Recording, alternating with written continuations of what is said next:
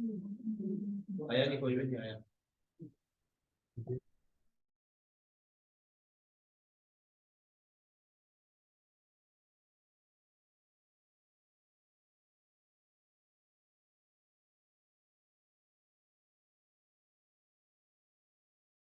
चलो screen share करो। कौन सी है पीपीटी आपकी? Okay, क्या बोल रहे so we are starting now. नहीं ना, उधर वाले लगा लो, उधर लगा लो, दो इधर।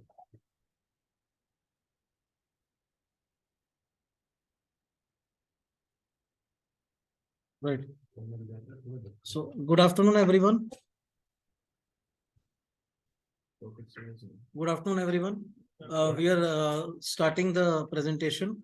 So, as per the agenda of today's meeting, the first thing is the introduction to project management presentation. Now,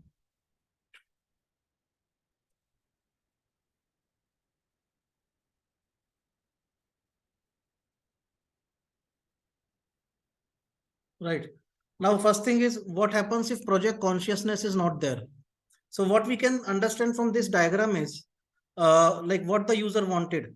Our user wanted a very good BMW over here, and BMW or whatever this car is, what the budget allowed for, and what the time scale allowed for, what the technician designed, and what the user finally got. So this is a very hilarious project management diagram in which you can find out ki jo like normally what happens is customer wanted a BMW or a Mercedes, but actually finally the user got was what a wheelbarrow. So this is how the thing wants. Now this is again another famous project management diagram, how the customer explained it. This is the way customer explained it. He wants a simple uh, swing to be done. Now between various layers of project communication, how the between one layer to layer, the communication, when the communication gap comes, how the things vary is what we will see here. So how the project leader understood it, how the analyst designed it, how the programmer wrote it, how the business consultant described it, how the project was documented, what operations, and we normally build the customer very beautifully. If you can see this third one from the bottom, customer was built very beautifully for a very big bridge, and how it was supported. Support is something which is again the consultant doesn't give us properly, and what the customer really needed. So normally what happens many a times the customer himself is not aware about what they really need. So because he has explained that he wants this type of a swing, which is there in the first diagram. And what he really needed was what is explained in the last diagram. So now what is a project? The definition of a project, right? Now almost everything we have in society that can be described as a project. Now project managers. So it's not just that only a skyscraper building is only a project. That's not the case. A project can be anything from even a get together, a birthday party is a project in itself. Even if I'm cooking tea, or if I'm boiling eggs, or if I'm cooking food, even that can be considered as a project. It's not that there's only a skyscraper or building inverter or building UPS or only that is a project. Anything can be a project. So according to the PMBOK guide is project management body of knowledge that is defined by pmi.org. PMI is Project Management Institute. So project is a temporary endeavor undertaken to create a unique product, service, or result. That is what is the project. And it has a definite beginning and an end. That is what a project is. So the difference between project and operations is project will have a definite start, definite end. Operations is something which is continuous, which will keep on moving continuously. So project management tools, they help you do all these things, manage and plan and do this, plan your this thing. So now what is project management? Project management is a field of study. And yes, in project management, you can define it in a broader sense as program management, portfolio management, product management, construction management. So normally what happens is a group of projects is known as a program. A group of programs is known as a portfolio. So like for example, if we have one section like NPD projects. So that group of those projects will be known as a program, and group of all the programs will be known as a portfolio. Now, as per the chapter 1.3 of the PMBOK guide, this is the like project management body of knowledge: initiating, planning, executing, monitoring, and controlling, and closing. These are the 5 process groups. And previously, scope, time, cost. This was the basic thing what we discuss always, that if scope, time, cost triangle what we have, in that if scope or time or cost, these 3 parameters are always dependent on each other. Now, instead of those 3 parameters, we have 6 parameters. That is, those are known as the competing project constraints. So scope is there, time is nothing but schedule, cost is nothing but budget. So what the 3 new parameters are introduced are quality, resources, and risks. So why I'm giving this background of this project management is, first, so that at least we have a base of project management, and then we will later on we will go on into the intricacies of the software also. So these are the 6 constraints of projects. So of course I need not go into very much detail into this. These are the important PMI standards, and these are the process groups, knowledge area mapping. So again, if I go back to this table, in this, if you see project time management, number 6, what is written, and number 7, what is written, project cost management. These 2 are the ones which are the most important as far as our scheduling is concerned. Project time and cost. The rest of them are all like different from this scheduling principles. Now, project management areas glossary. So in project time management, you have, if you see this this area, plan, schedule management, define activities. Here it's written here, plan, schedule management, define activities, sequence activities. So this comes under the planning process group, and under the monitoring and process control group, that this comes as the control schedule. Now in cost management, these 3 are the plan, cost management, estimate cost, determine budget, and then control cost. So these are the 4 parameters there. So accordingly, the definition of these I have provided here: plan, schedule, define activity, sequence activities. So this is how the schedule is built. This is the process of building a schedule. Then estimate the resources, estimate the durations in an activity, develop the schedule, control the schedule. So cost management, again, these are the plan, cost management, estimate cost, determine budget, and control cost. So these definitions you can study. Now, what is MS Project? Yes, MS Project is Microsoft project. We have MS Word, Microsoft Word, Microsoft PowerPoint, Microsoft Excel. Same way you have Microsoft Project also. But the only thing is it is not included as a package in Office, in MS Office. It has to be like license has to be taken separately. So MS Project, what it can do, it can help you to plan and schedule your project. It can help you to track progress tasks, but it cannot do the actual work for you, and it cannot think and decide for you. So ultimately what happens is the thinking and the deciding part the human being has to do. So that the software cannot do it for us. So, and then next we have the various versions of the software: standard, professional, server. So the standard version is something which is only loaded on your machine, and the professional version is something which is loaded on the machine and it can sync with the project server or the project web app. And project web app is something, yes, which we are having in the system.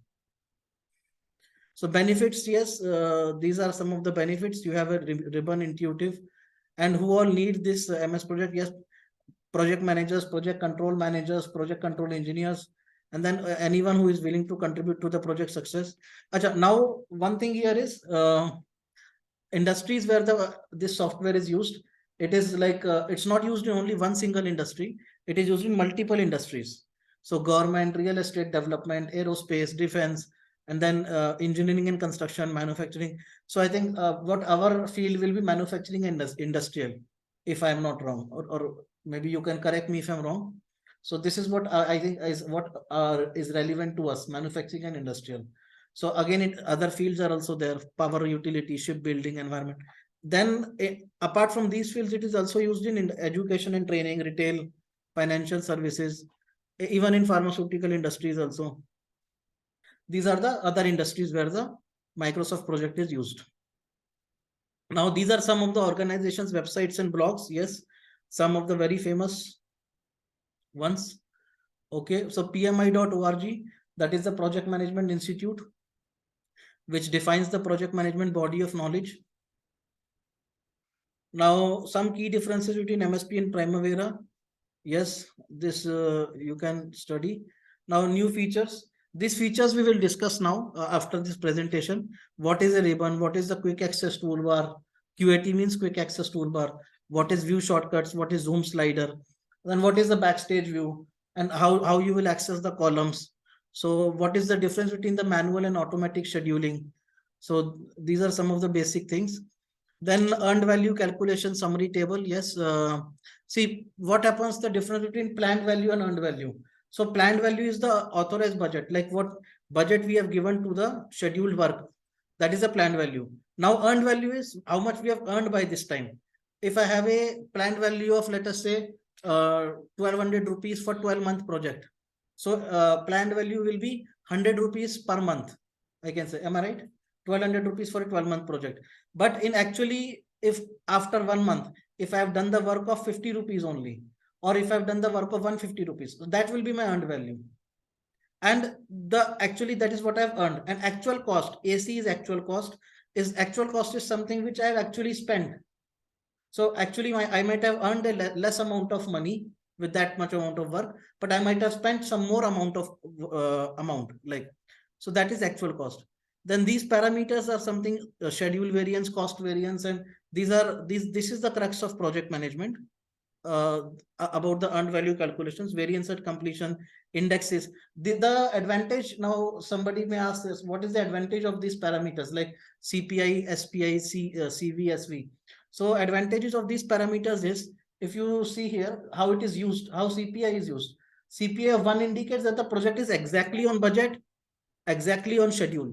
That is exactly the cost is that's how it's done. And schedule performance index, how it indicates is that like if it's greater than 1, then it's under budget, or if it's less than 1, then it's over budget. Like, so that's what it shows, whether over budget or under budget, as per schedule or not as per schedule. So schedule performance index will tell you about the schedule parameter. Cost performance index will tell you about the budget parameters. Now, this is project management body of knowledge. Yes, input, process, output, how it moves. And now this is the famous CPM. CPM is full form is critical path method, and PDM is precedence diagramming method, I think, which we are all aware. This is from the practice standard of scheduling, 2nd edition of pmi.org, which I have adopted from there. Now, what happens is, this is the first we are starting the activity. So if this is the start of this activity A, activity B and C are there, then D. And then this is the finish. So from here, activity C, if you see this, this is the representation. Here, this is early start, this is activity duration, this is early finish, late start, total float, and this is late finish. Here you will have the activity name. So this is what this thing, how it moves. And so what here it is if I talk about this as an activity C, which I have enlarged here. So A is a predecessor to activity C, link from predecessors, what it is showing here. And B is a successor to activity C. This is linked to successor. So that is what is a predecessor. Predecessor means an activity which is before my activity. Successor means an activity which is after my activity. So that is the difference between predecessor and successor. Some of the project scheduling rules, right? So like one of the most important thing, if we see the last one, they all are important, but if the last one is the most important here, each activity should have at least one predecessor and one successor. If I'm building a schedule, in the schedule, if I have 10 activities, let us say for an example, and in those 10 activities, every activity should have one predecessor, one successor, except first activity which will not have predecessor, and last activity which will not have a successor. So that is how the schedule will be built. So again, these are some, I will show the PDF also of this, detailed one of this project scheduling rules. Activities, what is negative float, why the date constraint should not be there, duration unit should be same. And so thank you. This is a presentation for the time being. And now we will go into the project scheduling rules. But before I move into anything else, I would like to understand if anyone has any questions on this PPT so far, which we have been discussing from the last 10-15 minutes. So if any questions, I would be happy to clarify. I have a question that Yes, sir. जो भी अपने MS project में जो अभी आपने जो बताया है तो same work can be done in MS Excel also. MS Excel, but you won't get all those parameters what you have in MS project. You can't get the project center in MS Excel. Like you have 600 projects right now in MS in this EPM what tool what you have. So that everything you cannot get it in MS Excel. आप वो सारे के सारे project Excel में एक साथ नहीं देख सकते हैं. एक शेयर खिंचला हुआ आपके पास वो उसका होगा वर्जन MS प्रोजेक्ट का. हाँ. वो मैं अभी दिखाऊंगा आपको, मतलब अभी इस प्रेजेंटेशन के बाद ही दिखाऊंगा. तो ये है. तो ये सारे काम हम एक्सेल में एग्जीक्यूट नहीं कर सकते अभी. नहीं आप कर सकते हैं. आप काफी सारी चीजें एक्सेल में. In fact Excel is a very beautiful tool. I will not deny that. Excel is probably one of the best tool what we have in the market. In fact मतलब एक्सेल में, बट उसमें क्या है, आपको एक्सेल उसमें और ज्यादा आना चाहिए. जैसे मान लो गैंट चार्ट जो है, जो आपका चार्ट जो आता है, वो आपका एक्सेल में नहीं आता है. वो आपको गैंट चार्ट भी एक्सेल में लाना है. तो उसके लिए भी कुछ फॉर्मूला लगा के कुछ करके वो आप कर सकते हैं. तो एवरीथिंग वो मतलब मैक्रोज लगा के या जो सब चीजें होती है ना, दैट इज पॉसिबल सर. वो है possible. But this tool is use so that we can do the tracking of all projects at a time. और अप्रूवल सेंटर जो है, जो इसमें वो चीज आपके एक्सेल में नहीं होगा. अप्रूवल सेंटर वो मैं फ्यूचर सेशंस में बताऊंगा कि क्या अप्रूवल सेंटर है. जैसे मान लो Sanjeev Bhatia sir is the project manager. तो सर ने एक प्रोजेक्ट बनाया और इसमें पब्लिश कर दिया, and I am his team member. So if I am Sanjeev Bhatia sir's team member, he will assign 2 tasks to me. And let us say sir is another team member. Sharma sir is another team member. So he is assigning 2 tasks to me, 2 tasks to him. If I have completed both the tasks 50%, I will mark them as 50% in my license when I log in. And if sir has completed both tasks as 100%, he will mark both the tasks as 100%. We will both submit our task to him for approval. Then Bhatia sir will decide whether yes, इसने भी 100% करा है, इसने 50% करा है. Whether that is correct or not, then he will accept or reject. So this is just one example what I'm giving. There are a host of other benefits what you have in the EPM tool. So which yes, Excel cannot handle. But yes, if you talk about Gantt chart, that can be done via macros in Excel. For that there are processes and all. But these things Excel cannot handle. जो approval process है, फिर वो mails पे ही चलता रहता है. वो mails पे मेल भेजा, मेल पे रिप्लाई आया, फिर वो मेल पे रिप्लाई आएगा तो वो इंडिविजुअल के पास ही रह जाता है mail. So if that individual leaves the organization, so then the data is gone with the individual itself. नहीं तो प्रोजेक्ट सेंट्रल में रहेगा तो सेंट्रल रिपोजिटरी में पूरा डेटा रहेगा आपके पास. That is one of the biggest advantages. तो ये है sir. I hope I could answer the question. So any other question, anyone, based on this presentation? Okay, so we'll move on to the next thing in the agenda, the introduction to the presentation. Now using the online help me, we'll just close this MSP for the time being. Okay.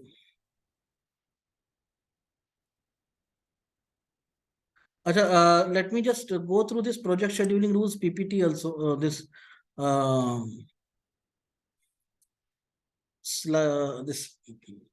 PDF also.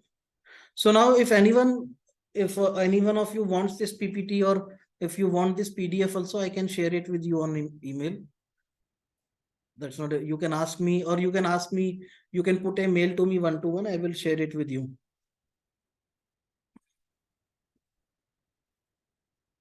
So this is the first thing. This scheduling methodology should be documented. Schedule should have a complete scope.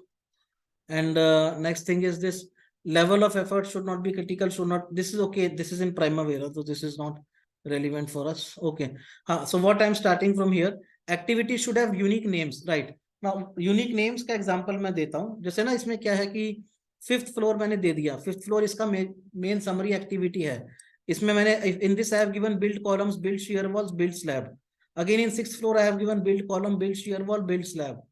So I have done this. So this is something which is not advisable. How it is advisable? Structure of the 5th floor. Build the columns of the 5th floor. Build the shear walls of the. Again, like what I'm telling over here is just a guideline. But yes, it will be good if we are able to follow this. But again, it's not compulsory कि ऐसे ही करना है. मतलब ऐसे कर सको तो बहुत अच्छा है. पर कई बार situation is not always possible कि we will be able to do like this. So this is just a guideline kind of thing which is advisable to be done. So build the slab of 5th floor. Now structure of the 6th floor. Build the columns of. तो अब इसमें can anyone tell me कि क्या और इसमें क्या difference है? कोई आप में से कोई बता सकता है तो? Because I would request the session to be interactive. मतलब yes sir. जो हमने 5th floor यहाँ पे इंडिकेट किया हुआ है, तो हमने उसको बिल्कुल ही स्पेसिफिकली हर चीज के साथ में जोड़ दिया है ताकि वो क्लियरली यहाँ पे हर चीज को कंसीडर हो जाए. हाँ मैं ये समझता हूँ. बिल्कुल सर. तो इसमें डिफरेंस ये आ रहा है, मैं जैसे कॉलम के बाद शेयर वॉल आएगा, उसके बाद स्लैब आएगा मान लो, तो ये बीच का एक्टिविटी है, इसका प्रेडिसेसर ये है, इसका सक्सेसर ये है. प्रेडिसेसर सक्सेसर जो हम समझ पाए हैं. अब इसमें भी इसका प्रेडिसेसर ये, इसका सक्सेसर ये है. पर यदि मैं इस तरह ही लिखूंगा तो क्या होगा, मान लो मैंने इस शेयर वॉल को गलती से इस कॉलम के साथ जोड़ दिया तो डिजास्टर हो जाएगा, फिर मेरा शेड्यूल ही गलत चला जाएगा. पर जब मैंने ये इस तरह कर रखा है, build the walls of 6th floor, यदि मैं गलती से भी इसको जोड़ने जाऊंगा तो मैं 5th फ्लोर देख लूंगा, तो मैं फिर वहां सावधान हो जाऊंगा. Then I will be careful and then I will not link it to that predecessor. तो ये उसका फायदा है. तो एक जगह भी हमने गलत लिंक दिया शेड्यूल में, तो वहां पर हमारा शेड्यूल का पूरी काया पलट हो सकती है, जो कहते हैं, तो उस तरह से मतलब इशू आ सकता है. So this is the first thing. तो this is called as a work breakdown structure. Actually WBS कहते हैं इसको. WBS मतलब वर्क ब्रेकडाउन स्ट्रक्चर, मतलब it's a hierarchical decomposition of activities from top to bottom. So ये work breakdown structure हो गया आपका. जैसे इसमें ये आपका समरी टास्क है और ये आपके चाइल्ड टास्क हो गए, तो ये डिफरेंस है. Now activity name should have a verb. ये भी एक इंपॉर्टेंट चीज है. एक चीज है prepare shop drawing for the structure of 2nd floor, एक है shop drying of the structure of 2nd floor. तो दोनों में डिफरेंस क्या है? मतलब एक हो गया एक्टिविटी, एक हो गया WBS एलिमेंट. तो एक WBS मतलब वर्क ब्रेकडाउन स्ट्रक्चर हो गया, एक हो गया एक्टिविटीज. तो दोनों में डिफरेंस क्या है? मतलब ये इन दोनों में से WBS के लिए क्या लगेगा, एक्टिविटी के लिए क्या लगेगा? कोई बता सकता है मुझे? मतलब if anyone would like to share their thoughts. Command है, दूसरा रिजल्ट. बिल्कुल correct, absolutely you are right. So that's perfect right answer. So we can clap for this gentleman. कि एक कमांड है, दूसरा रिजल्ट है. तो कैसे है कि जैसे फर्स्ट वन इज एक्शन, इधर लिखा भी हुआ है. सेकंड वन शोज ए वर्क. तो प्रिपेयर का मतलब क्या है? Prepare shop drawing. Prepare is something which is a verb. तो प्रिपेयर शॉप ड्राइंग.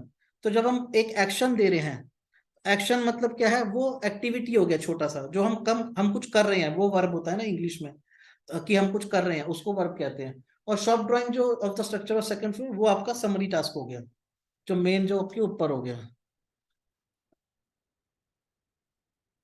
नाउ ये चीज है, each activity should have at least one predecessor and one successor.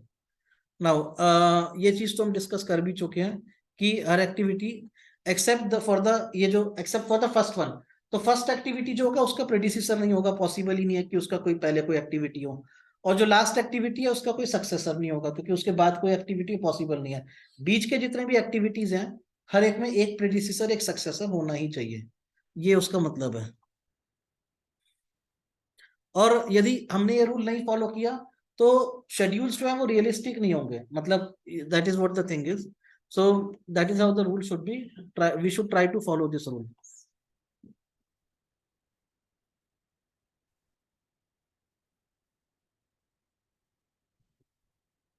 Next is activity should not be dangling. So जैसे if this is activity A, B and then C, so one finish to start, so this is finish to start relationship and this is start to start relationship. अब इसमें क्या problem आ सकती है हमें कि जैसे अभी मान लो आप कोई एग्जांपल दे सकते हैं मुझे वन फर्स्ट एक्टिविटी, सेकंड या थर्ड एक्टिविटी का कोई भी कोई, चलो मैं मतलब अपना एक कंस्ट्रक्शन का एग्जांपल देता हूँ। जैसे अर्थवर्क एक्सकवेशन है, तो अर्थवर्क मतलब पहले पहले मैं खुदाई करूंगा, मैंने खुदाई कर दी, खुदाई करने के बाद मैं पीसीसी करूंगा, पीसीसी करने के बाद मैं रीइंफोर्समेंट केज डालूंगा। तो ये 3 एक्टिविटीज मान लो एबीसी हो गई। तो पहला खुदाई हो गई, खुदाई के बाद मेरा पीसीसी हो गया। पर यहाँ पर ऐसा भी कर सकते हैं कि मैंने आधी खुदाई कर दी हो, फिर बचा हुआ आधा पीसीसी भी स्टार्ट कर दूं, वो भी चीज कर सकता हूँ। तो मान लो ये मेरा 1 to 10 जनवरी है और ये मेरा 11 से 20 जनवरी है। फिर मैं यहाँ पर केज लगा रहा हूँ, जो रीइंफोर्समेंट केज है वो इधर है। अब यहाँ पर मान लो मेरा अपडेट करते वक्त, शेड्यूल अपडेट करते वक्त मेरा ये एक्टिविटी अपडेशन में इधर तक आ गया, जैसे इधर दे रखा है। तो ये रियलिस्टिक है क्या? क्योंकि इसमें क्या होगा, ये मेरा पीसीसी आगे जा रहा है और जो मेरा रीइंफोर्समेंट केज है वो यहीं खत्म हो रहा है, which is not possible at all. So इसीलिए स्टार्ट टू स्टार्ट रिलेशनशिप आप कभी शेड्यूल में मत दीजिए। That is what the correct scheduling principle is, जो मतलब what I would request everybody is कि फिनिश टू स्टार्ट ही आप यूज कीजिए जहां तक हो सकता है। और ये है जैसे ये फिनिश टू स्टार्ट है, फिनिश टू स्टार्ट का मतलब ये है start of B is influenced by the predecessor because of its finish to start relationship. ये स्टार्ट टू स्टार्ट है, मतलब क्या है, start of B is influenced by the predecessor because of the start to start relationship. तो ये finish to start और start to start में difference है। अच्छा, अब finish to start and finish to finish, ये भी फिनिश टू फिनिश एक तीसरा टाइप का एक्टिविटी वो होता है। उसमें क्या है कि finish of B influences the successor because of the finish to finish relationship, मतलब इन दोनों के फिनिश आपस में लिंक होंगे। ये फिनिश टू फिनिश हो गया। अब most relationship should be finish to start, जो मैंने अभी बोला ही था कि most relationship should be finish to start in your schedule. That is how the schedule is, it's already always recommended. अब यदि ये एक्टिविटी ए और बी दो हैं, अब इन दोनों के ये 4 प्रेडिसेसर हैं, सेम प्रेडिसेसर हैं, तो कैसे होगा? प्रेडिसेसर 1 2 3 4 ये सब ए को लिंक है और ए जो है वो बी से स्टार्ट टू स्टार्ट हमने लिंक कर दिया। तो ये 50% करेक्ट है, 50% इसमें गलत है। कैन एनीवन टेल मी कि मतलब क्या सही है क्या गलत है? I would request people to participate and let me no.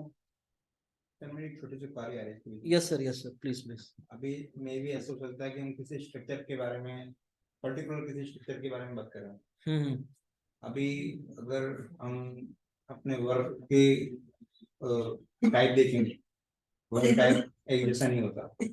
मे भी ऐसा हो सकता है कि कुछ चीजें यहाँ पे एप्लीकेबल ना हो जो दूसरे काम में थे।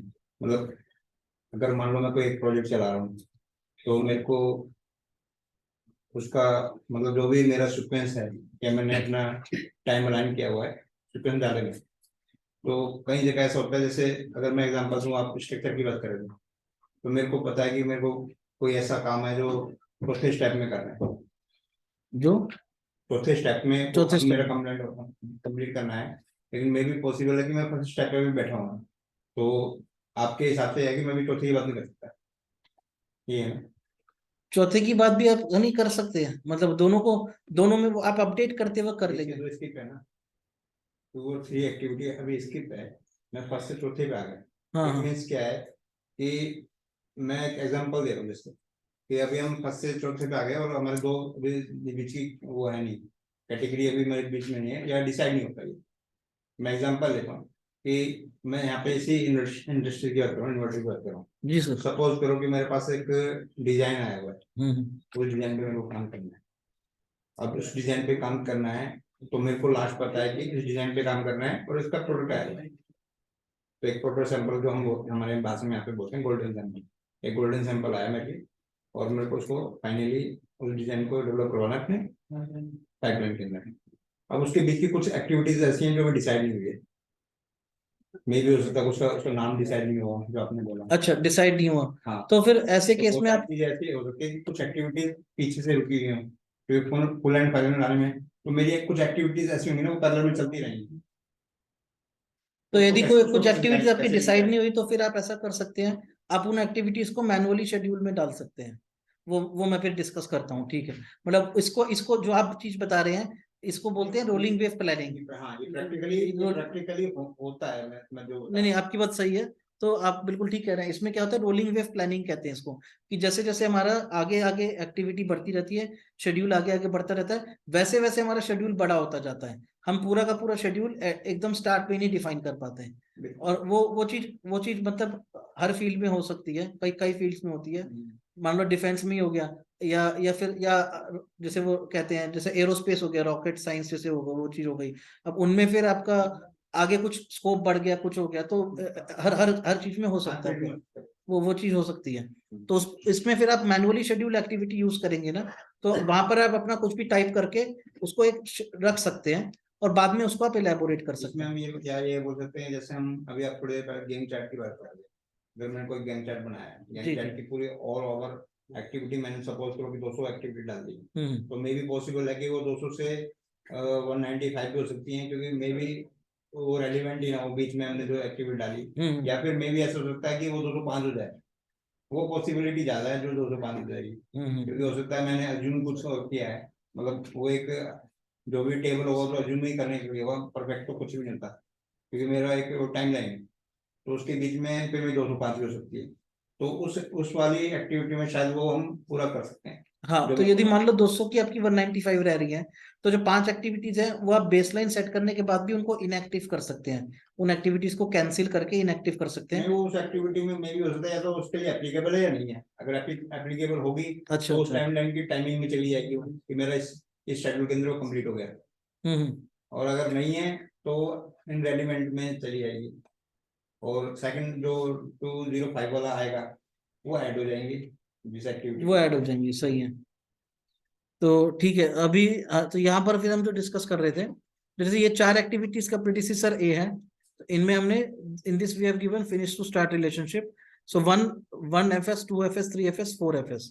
नाउ देन आफ्टर दिस, अब यदि बी के भी ये चारों ही आपके वो हैं, मतलब मैंने 5 को स्टार्ट टू स्टार्ट दे दिया है, इसका मतलब क्या है कि भी 1 2 3 4 ये जो है, ये चारों ही मेरे बी के लिए भी सेम रिलेशनशिप अप्लाई होता है। तो ये मैं बी को भी सेम दे सकता हूँ, 1 FS 2 FS 3 FS 4 FS, बजाय इसके कि 5 स्टार्ट टू स्टार्ट दूं, तो स्टार्ट टू स्टार्ट ना यूज करने के लिए। और यदि मैं चाह रहा हूं कि मैं टाइम वेस्ट ना करूं, दोनों में मैं बार बार रिलेशनशिप 2 बार ना लगाऊं, तो मैं इधर एक माइलस्टोन दे सकता हूँ 0 डेज का, 0 डेज का माइलस्टोन देके उसके ऊपर 1 FS 2 FS 3 FS 4 FS लगा सकता हूँ। और फिर उस माइलस्टोन से मैं फिर फिनिश टू स्टार्ट 5 को, और मतलब ये 5 हो गया ना आपका, 1 2 3 4 माइलस्टोन 5 हो गया, 5 FS और 5 FS इन दोनों को दे सकता हूँ। ये एक बेटर मेथड है, माइलस्टोन लगा के उसको वैसे करना अपने मतलब शेड्यूलिंग में। So next thing is start to finish relationship should be avoid as much as possible. Yes, अब start to finish relationship is something जिसका कोई सेंस नहीं बनता है, जिसका कोई मतलब नहीं बनता है, तो इसलिए उसको अवॉइड ही करना चाहिए।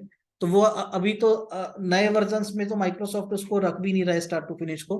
पुराने वर्जन एमएस प्रोजेक्ट में मतलब है स्टार्ट टू फिनिश, नए वर्जन में मतलब वो रखेंगे भी नहीं। तो फिनिश टू स्टार्ट ही यूज करते हैं, start to finish, start to start, finish to finish, ये 3 को हम try to use them sparingly. So this is what it is. Next is here, long lag should not be used. अच्छा, अब lag आपका क्या होता है कि जैसे आपने वो करा, एक्टिविटी 1 और 2 है, एक्टिविटी 1 और 2 के बीच में अब मेरा 1 शुरू हो रहा है 1 जनवरी को और 10 जनवरी को खत्म हो रहा है, सेकंड शुरू हो रहा है मेरा 5 जनवरी को और 15 को खत्म हो रहा है। तो मेरा जो लैग है that is -5 days between first and second, मैं उसको FS -5 डेज दूंगा। ये चीज है, इस तरह से हो जाएगा। ये कॉन्सेप्ट क्लियर हुआ मतलब, या कुछ डाउट है? जैसे देखो मेरा फर्स्ट एक्टिविटी है, एक्टिविटी ए है, that is from 1 to 10 January, activity B is from 5 to 15 January, और मैं दोनों के बीच में फिनिश टू स्टार्ट रिलेशनशिप दे रहा हूं। तो कैसे होगा, finish to start -5 days, A का जो फिनिश टू स्टार्ट है -5 डेज, तो वो 10 जनवरी में से -5 डेज ले लेगा। तो वो जो -5 डेज है दैट इज ए लैग, मतलब that is a lead actually, lead और +5 डेज होगा तो वो लैग होगा, लैग और लीड। तो ये तो long lag should not be use. Basically बात ये कह रहा है कि जैसे एक पहला एक्टिविटी 1 से 10 जनवरी हुआ, दूसरा एक्टिविटी 1 to 10 फरवरी हुआ, तो मैं +20 डेज का लैग ना दूं, मैं बीच में कोई और एक्टिविटी डाल दूं। That is what is, example दे सकते हो? इधर एग्जांपल यही दे रहा है, जैसे डिजाइन XYZ और बिल्ड XYZ। अब इधर FF1 FS +20 डेज, इसके बीच में 20 दिन का गैप है, तो इसके लिए हम एक बीच में एक्टिविटी डाल देंगे design XYZ get approval for this design, ऐसी कुछ भी एक रैंडम एक्टिविटी डाल के, और इधर इधर इसको फिनिश टू स्टार्ट, इधर इसको फिनिश, फिर बिल्ड दिस XYZ। उसमें जो 20 डेज का गैप लिया उसका तो कोई रीजन होगा? उसका 20 डेज का गैप वो अप्रूवल के लिए रीजन है, जो मतलब आपका जो डिजाइन के और वहां का जो बिल्ड का जो बीच का जो गैप है ना, वो आपका अप्रूवल का रीजन है, या बीच का एक फंक्शन जैसे जो भी है, तो वो है, तो वो मतलब एक बिल्ड वो करने के लिए, तो 20 डेज जो टाइम है ना इधर जैसे दे रखा है, is needed for the design approval, तो वो है, तो वो उसके लिए आप एक डिजाइन अप्रूवल का एक एक्टिविटी डाल सकते हैं। Basically that is what is trying to do. बीच में आपने डिजाइन से अगर बिल्ड के बीच में आपने बफर तो नहीं लिया होगा? नहीं, अप्रूवल का है सर, अप्रूवल है, बफर भी, उसको बफर भी आप कह सकते हैं, वो बफर ही बेसिकली अप्रूवल के लिए है सर, मतलब वो रीजन है, जैसे अप्रूवल कह लो या जो भी कह लो। अगर तो- सर इसमें एक मिनट, अगर हम हमारा प्री डिसाइडेड था कि हमें वहाँ पे अप्रूवल लेना है, मैं डे Yes, की बात sir. नहीं कर रहा, 20 डे की बात नहीं कर रहा, वो कोई फिक्स नहीं है, ओके, अप्रूवल में टाइम होगा, आपने मैक्सिमम 20 दिन ले लिए, हाँ हाँ, अब वो क्या वो प्री डिसाइडेड था? प्री डिसाइडेड, हाँ वो कर सकते हैं। नहीं कभी प्री कर नहीं सकते, अगर हम यहाँ पे मान लो एक दिन में मैं होगा, समझ, क्या होगा? हाँ, एक दिन में हो गया आपको गलती। नहीं वो चीज नहीं कर रहा, मैं तो कुछ और बोल रहा हूँ इधर। अच्छा अच्छा, हाँ मैं कह रहा हूँ अगर मेरा अप्रूवल प्री डिसाइडेड था, तो उस एक्टिविटी के अंदर मेरी प्लानिंग में पहले से होना चाहिए था वो, मेरा कहने का मीन्स ये है। हाँ, वो भी आपकी बात ठीक है, तो वो तो मैं फिर मतलब इतना लैक ऑफ वो दिखा रहा हूँ, जो 5 डेज जो भी आप बोल रहे हैं वो तो होना नहीं चाहिए ना, क्योंकि वो तो मेरे प्री प्लानिंग में सारी एक्टिविटी ऑलरेडी आई हुई है, तो वो तो उसके उसके जो भी मेरे डेज होंगे उसके बीच में वो एक्टिविटी आई हुई है, उसका डिफाइन हो गया इतना डेज उसमें लगने वाला था। हाँ, तो वही तो मतलब हम जब वो प्लान कर रहे हैं तो प्लान लैग करते नहीं वक्त ही, होगी। मैं समझ गया, तो वो प्लान करते वक्त ही हम ऐसे कोशिश करें कि लैग ना हो, मतलब बेसिकली यही बता रहा है वो। तो सेकंड एग्जांपल लेते हैं, जैसे आपने बोला 20 डेज लगेंगे अप्रूवल के, हम्म। मान लो 5 दिन में हो गया, फिर 15 दिन। हाँ, तो वो फिर आपका, वो आपको बेसलाइन जब आप सेट करोगे, आप जब बेसलाइन सेट करोगे तो ये 20 के अगेंस्ट और नीचे 5 दिन दिखाएगा, फिर ये जो इसका जो स्टार्ट है वो इधर शिफ्ट हो जाएगा। नहीं वो मेरे ख्याल से जो इन्होंने पहली एक्टिविटी दिखाई है ना, कि अगर मेरा वो खत्म हो जाता है तो मैं मेरी एक्सटेंड हो जाएगी आगे की साइड में जो नेक्स्ट एक्टिविटी हाँ है, हाँ, वो तो जनरली होता ही है, और उसमें नहीं जो अगर आप आपको ठीक है, जैसे जो आप कह रहे हैं बिफोर टाइम क्या स्कोप? बिफोर टाइम होगा तो वो बिफोर जो, टाइम भी हो सकता है। हाँ बिफोर टाइम हो सकता है, मैं तो एक ही दिन में कर दिया मैंने, हाँ मेरा एक दिन वो वेस्ट हुआ, उससे एक दिन काम यूटिलाइज करें। वो एक दिन फिर आपका बिल्ड में यूज हो जाएगा। बिल्ड में क्या करेंगे? मान लो नहीं हो सकता, कुछ क्या करना, रॉ मटेरियल नहीं है, कुछ और नहीं हो सकता, अच्छा, फिर क्या करेंगे? टाइम क्या करेंगे? हाँ तो फिर, हाँ उसका मेरे पास जवाब नहीं है, मतलब उसका आप क्या करेंगे, सही बात है, उसका तो मेरे पास कोई आंसर नहीं है, लेकिन हो सकता है मे बी आप उसको कहीं और अकोमोडेट कर सकते हैं, तो प्लानिंग उसका आप प्लानिंग करेंगे। ये होना चाहिए कि अगर नहीं, ऐसा बात ठीक नहीं, है, देखिए हमने 2 दिन के लिए किया, एक दिन में भी हो सकता है, 3 दिन में भी हो सकता है, 20 दिन हाँ में भी हो सकता है, तो उस केस में हम क्या करेंगे कि हम बैठ जाएंगे, लीजिए अभी तो हमारा तो था कि 2 दिन का मिलता, 2 दिन तो एक दिन में हो गया, एक दिन हमारे लिए फ्री हो गया हॉलीडे, ऐसा करेंगे? अच्छा अच्छा, हाँ तो ठीक है, ये इसका मैं आपको आंसर दूंगा बाद में, मैं आपको बताऊंगा, फिलहाल अभी मेरे पास इसका आंसर नहीं है। बट यदि यदि आपका जैसे इधर 20 दिन अप्रूवल के लिए टाइम ले रहा है डिजाइन के लिए, ये जो इस कॉन्सेप्ट हम काम कर रहे हैं, हमारे पास बहुत सारे प्रोजेक्ट खुले हुए हैं अभी, हम्म, तो हम एक प्रोजेक्ट को स्टार्ट कर लेते हैं तो ज्यादा बेटर रहेगा, क्योंकि इस जो ये हमारा प्लेटफॉर्म है उसमें हम एक प्रोजेक्ट ले लें, स्टार्ट कर लें, तो हमें क्लियरिटी आनी शुरू हो जाएगी हम कैसे काम कर रहे हैं। एक प्रोजेक्ट हमें स्टार्ट कर लेना चाहिए, बहुत सारे प्रोजेक्ट। अगर मैं एक स्टैंडर्डाइज कोई फॉर्मेट दिखा रहा हूँ, अगर मैं कंपनी कल्चर के हिसाब से उसको इम्प्लीमेंट करूँ, तो मे भी हम सारे अलाइन हो जाएंगे, मतलब जो आप सोच रहे हो, मे बी यहाँ पे तो जो भी है जो आप सोच रहे हो समझाना चाह रहे हो ना, वो मे भी आपको भी अच्छी तरह समझ में आ जाएगा, और जो क्वारीज हैं वो मे भी लिंक हो जाएंगे आपस में। मैं समझ गया। अभी क्या है, अभी आप जो स्टैंडर्ड कोई फॉर्मेट दिखा रहे हो वो एक लेवल तक के लिए तो ठीक है, हाँ हाँ, लेकिन हो सकता है आपस में लिंक नहीं होते। सही बात कर है। सकते हैं कि सपोज करो मैंने पेट्रोलियम बिजनेस के बारे में कोई लिंक कर दिया, अब उसमें लिंक रहेगा कि मेरे पोस्टिंग इम्पैक्ट ज्यादा आएंगे, कॉस्ट ज्यादा हो सकती है, तो मैं वहाँ पे होल्ड कर सकता हूँ, अभी नहीं नेक्स्ट टाइम में लूंगा, कितने टाइम बाद लूंगा। तो मैं इंडस्ट्री के हिसाब से उसको लिंक करके अपने प्रोजेक्ट को लिंक करूँ, तब मैं उस एक्टिविटी को अलाइन करने की कोशिश करूँ कि मैं ये जो बोल रहा हूँ ना, मैं इस एक्टिविटी से इसको लिंक कर रहा हूँ, तो मे भी हम ज्यादा समझ पाएंगे। मतलब ये रिक्वेस्ट है आपसे, मतलब ऐसा कुछ नहीं, आप इसको मैं अभी क्लियर करो, ठीक है। नेक्स्ट टाइम में मतलब ये होना चाहिए कि हम अपने प्रोजेक्ट से लिंक करें, ज्यादा बेटर समझ पाएंगे ना। क्या कहते हैं ना, अपनी मदर लैंग्वेज आदमी जल्दी समझ में आता है। तो अगर हम अपने कंपनी के प्रोजेक्ट या कल्चर के हिसाब से पिक करना चाहेंगे, तो मे भी हम जल्दी कंसिडर करेंगे, जल्दी पिक कर लेंगे। ठीक है सर। वो है, क्योंकि आपको ये भी पता लगेगा ना कि हमें एक्चुअल लैगिंग आती कहाँ है, या फिर जो भी हमारी एक्टिविटीज है वो रहती कैसे, तो वो सारी एक्चुअलिटी में आ जाएगी, मतलब वो है। ठीक है सर।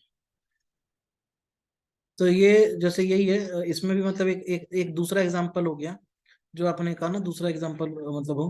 तो जैसे अब जैसे नॉर्मल, अब ये मान लो ये स्लैब हम कास्ट कर रहे हैं कंस्ट्रक्शन में, और इसमें हमारी नॉर्मली स्लैब कई बार हम 2 पोर में कास्ट करते हैं, 1 पोर में नहीं करते, क्योंकि हमें हमें प्रोग्रेस वैसे चाहिए। तो इधर हमने दिया build slab part 1, build slab part 2।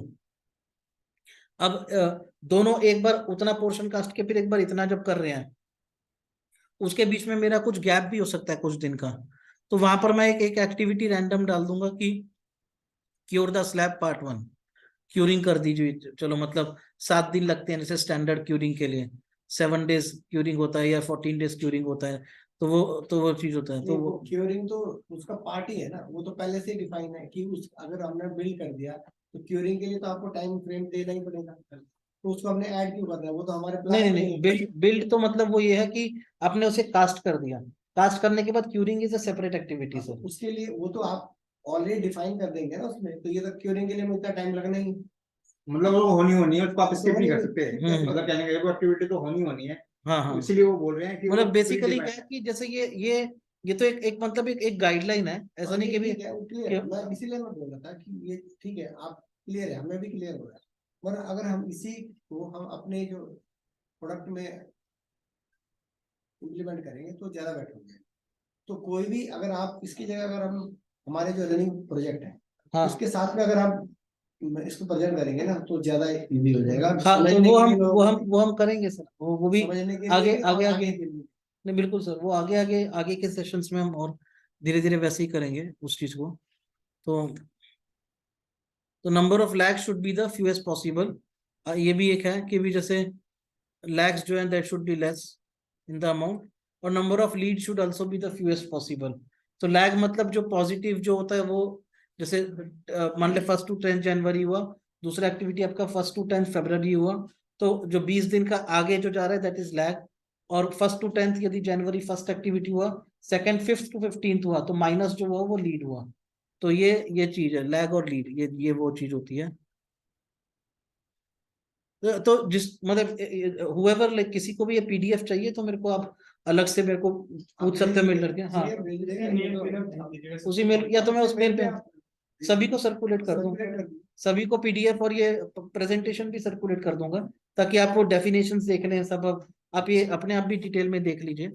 फिर हो सकता है, मतलब ऐसा नहीं कि मुझे ही सब कुछ आता है, मतलब मेरे को भी कई चीजें नहीं आती हो, तो हम डिस्कस करके मेरी भी नॉलेज इंक्रीज हो सकती है। ऐसा नहीं कि भी मुझे ही आता है, मतलब ऐसा नहीं है। तो मैं भी आपसे सबसे सीख सीख सकता हूँ। हाँ, नेगेटिव फ्लोट्स ये चलो ये हम थोड़ा ज्यादा एडवांस कॉन्सेप्ट है, ज्यादा बाद में डिस्कस करेंगे। फ्लोट बेसिकली क्या होता है कि भी जैसे आपका एक्टिविटी ए हुआ और एक्टिविटी बी हुआ, तो उनके बीच में जो एक्स्ट्रा गैप हुआ जो हुआ, मतलब जो मैक्सिमम अमाउंट ऑफ एक एक्टिविटी को डिले कर सकते हैं जिससे जो नेक्स्ट एक्टिविटी डिले ना हो, that is called as a float, that is called as free float. तो that is what is a float, जो फ्लोट का डेफिनेशन है प्रोजेक्ट मैनेजमेंट के हिसाब से। तो वो चीज है, तो लॉन्ग फ्लोट्स नहीं होने चाहिए। वो वही बात हो गई कि लैग ज्यादा नहीं होना चाहिए, दोनों का मतलब एक ही हुआ वैसे। तो ये डेफिनेशन के हिसाब से फ्लोट ये होता है। आई थिंक अभी टाइम कम है तो हम इसको, अब मैं ज्यादा डिटेल में और डिस्कस नहीं करता। but activities with a split, ये split नहीं होनी चाहिए activities, मतलब ये भी एक कोशिश रहे हमारी। बाकी कई बार होता है तो हम रोक नहीं सकते, बट कोशिश रहे कि स्प्लिट ना करें। Date constraint should be the fewest possible, right. अब डेट कंस्ट्रेंट मतलब एक्चुअली क्या है, जैसे as soon as possible, as late as possible, जब मैं सॉफ्टवेयर पे आऊंगा then we will discuss about that. तो डेट कंस्ट्रेंट्स अगर हैं तो उनको माइलस्टोन्स के थ्रू इंप्लीमेंट करो, ये भी चीज मतलब देख लेना कि माइलस्टोन के थ्रू कैसे इंप्लीमेंट होगा। And activities should not have long durations. Long duration मतलब जैसे अब क्या है, ये जैसे इसने एग्जांपल दे रखा है इधर कि डेट ऑफ कॉन्ट्रैक्ट मेरा शुरू हुआ है, डूइंग द होल प्रोजेक्ट और हैंड ओवर, इसका कोई सेंस ही नहीं बनता है। मतलब ये बहुत ही फनी चीज हो जाएगी। टाइमिंग आवर्स में हो, डे में हो, हाँ हाँ डिफाइन हो, डिफाइन हो। हाँ नहीं, वो आपकी बात ठीक है। एक जो टाइमिंग है वो एक उसका स्टैंडर्ड यूनिट होना चाहिए सब एक्टिविटीज के लिए। और दूसरी चीज ये है कि भी लॉन्ग ड्यूरेशंस नहीं होना चाहिए, जैसे मतलब थोड़ा जितना ब्रेक डाउन कर सको, बहुत ज्यादा ब्रेक डाउन भी मत कीजिए। ऐसा ना हो कि आपके शेड्यूल में 30,000 एक्टिविटीज हो जो आप ट्रैक ही ना कर पाओ। अब आप बिल्डिंग प्रोजेक्ट ट्रैक कर रहे हो, कोई एक बिल्डर है गुड़गांव में, वो इस तरह करते हैं कि बिल्डिंग प्रोजेक्ट में वो हुड्डा पैकिंग भी ट्रैक करते हैं। तो इस तरह आप इस तरह मत करो कि आप हुड्डा पैकिंग भी ट्रैक करो, कि जिससे फिर वो हर आदमी उसको अपडेट करने में भी परेशान हो जाए, शेड्यूलर भी परेशान हो जाए, सब हो जाए। बट आप सफिशिएंट लेवल ऑफ डिटेल रखो, जिसमें मतलब ऐसा ना हो कि बिल्कुल डिटेल ना हो, ऐसा ना हो कि कम डिटेल हो। तो वो एक थोड़ा लेवल ऑफ डिटेल देखना पड़ेगा। इसका सब सीक्वेंस बन सकता है बहुत ज्यादा, ये सब सीक्वेंस हमने बना ली, वैसे कितनी भी अगर सीक्वेंस, हाँ ऐसा ना हो, मतलब पूरा पीओक्यू नहीं चढ़ाना हमें। प्रॉब्लम नहीं होती अगर हमने सीक्वेंस डिसाइड किए हुए हैं हाँ। वैसे, तो प्रॉब्लम भी नहीं हो सकती, हम कितना भी बड़ा लंबा प्रोजेक्ट चला रहे हैं, ऐसा हो सकता है। हाँ लेकिन उसको अपडेट करने में प्रॉब्लम आएगी आपको, यदि आपका आपका मान लो आपने बहुत सारी एक्टिविटीज डाल दिए, फिर आप हर एक्टिविटी पे फिर फीडबैक लेके अपडेट करो। गवर्नमेंट्स के होते हैं, कैलेंडर ईयर्स के होते हैं। हाँ। अभी 2022-2023 गया है, कैलेंडर ईयर्स में चला गया, उसकी काफी सारे प्लान्स होंगे, कभी वो होगी। तो ऐसे में बेस्ट के हाँ वीक वाइज कुछ कैलेंडर वाइज सारे अपडेट कर रखी है, तो उनको पता है कि एक्टिविटी मेरी उस टाइम में चालू होनी है, उसको तो देखना ही नहीं है। उससे पहले जो एक्टिविटी होगी वो अपना क्लियर कर जाएगा, वो या तो पेंडिंग होगी, हम रीडिंग होगी। हाँ हाँ। तो नेक्स्ट ड्यूरेशन यूनिट्स बेटर, हाँ तो सेम होने चाहिए। अब जैसे इधर क्या है कि इधर एक्टिविटी 1 को 1 मंथ दे रखा है, 2 को 3 वीक्स दे रखा है, 3 को 3 डेज दे रखा है, which makes no sense at all. अब यदि इधर क्या है, इसको 22 दिन दे रखा है, इसको 15 दिन दे रखा है, 3 डेज, तो ये सारे डेज में है। यूनिट सेम होने चाहिए बेसिकली। मतलब एज एन इंजीनियर वो तो खैर हम सब करते ही हैं, हम हमेशा ध्यान रखते हैं कि यूनिट सेम हो। पर कभी कभी हम भूल भी जाते हैं, जब हम सॉफ्टवेयर पे काम करने लगते हैं तो हमारे दिमाग से स्किप हो जाता है। तो वो हम जब अपना बीओक्यू देख रहे हैं या जब हम अपनी एक्सेल देख रहे हैं तब हम इस चीज का हमेशा ध्यान रखते हैं, पर जब यहाँ करते हैं तो हम कई बार मंथ में डाल देते हैं, डेज में, तो वो सबसे वो गलती होती है। ऐसा नहीं मतलब, तो ये चीज को ध्यान रखना है कि यूनिट सेम होने चाहिए बस। बाकी तो ठीक है, ये तो WBS के रूल्स हैं which we can discuss again. Next thing is, ठीक है, तो अभी मैं आता हूँ MSP पे। अच्छा अभी एक्चुअली हमारा मतलब थोड़ा, एक तो 10 मिनट मीटिंग हमने लेट स्टार्ट की थी, फिर थोड़ा हमने डिस्कस भी किया है, तो अभी जो एजेंडा है आज का वो पूरा अभी हुआ नहीं है अभी तक। अभी ऊपर शुरू के 3 ही टॉपिक हुए हैं। चलो ठीक है, एक शुभम को बुलाओ, काम तो रोज जल्दी आ जाना, जल्दी आ भाई, नौकरी जाएगी उसके बाद आएगा। आयु से संभालने के लिए है आयु से संभालने के लिए अपनी नौकरी की बात, अपनी की बात कर रहा हूँ मैं। वो पता है, मुझे वहीं से आया ना। रिकॉर्डिंग हो रही है, कोई वो तो नहीं ना, प्रॉब्लम होगी ना। रिकॉर्डिंग हो रही है, नहीं ठीक है। बात कर रहे हैं ना, रिकॉर्डिंग चलो सही है। अच्छा तो अभी मैं ये बोल रहा था कि भी जो ये बाकी के जो हैं, अभी मतलब 4 बजने वाले हैं, तो मीटिंग टाइम तो, और मीटिंग हमारी 10 मिनट लेट शुरू हुई थी, तो यदि सबकी सहमति हो तो ये मैं और 15-20 मिनट लेके डिस्कस करता हूँ। और यदि यदि इफ टीम इज ओके, और if the team is not okay, तो we will stop here at. ले लो सर 15 पेशेंट काफी ज्यादा कोई दिक्कत नहीं। कल कर लेते हैं सेकंड सेशन। कल नहीं, आज ही 15-20 मिनट और ले लो, जब आप इतना, तो 15-20 मिनट क्या हो जाएगा? नहीं, क्योंकि सर टॉपिक सर बहुत ज्यादा है। मतलब छोटे छोटे टॉपिक। वो 15-20 मिनट कर देंगे।